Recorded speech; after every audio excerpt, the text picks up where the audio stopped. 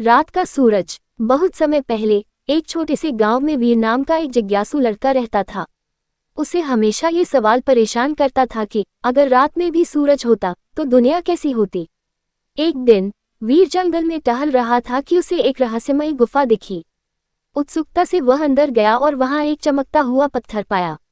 जैसे ही उसने उस पत्थर को छुआ, अचानक गुफा के अंदर रोशनी फैल गई और एक गूंजती हुई आवाज आई, तुमने जादुई सूर्य पत्थर को छू लिया है, अब तुम्हारी एक इच्छा पूरी होगी।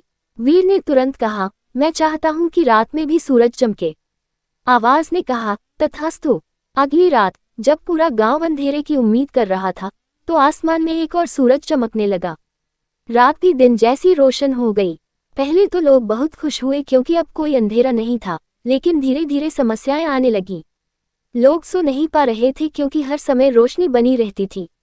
पौधे मुरझाने लगे क्योंकि उन्हें भी अंधेरे की जरूरत थी।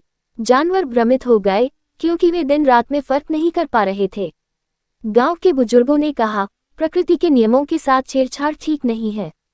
वीर को अपनी गलती का एहसास हुआ। वह फिर से गुफा में गया और प्रार्थना की, कृपया सब कुछ पहले जैसा कर दो। आवाज फिर आए और बोली, तुमने अपनी गलती से सीखा, इसलिए सब कुछ पहले जैसा हो जाएगा। अगली रात सूरज फिर से डूब गया, चांद निकला और तारे चमकने लगे। लोग खुशी से सो गए और सब कुछ सामान्य हो गया। शिक्षा। प्रकृति के नियमों के साथ छेड़छाड़ करने से संतुलन बिगड़ सकता है। हमें हर चीज को उसकी प्राकृतिक अवस्था में स्वीकार करना चाहिए।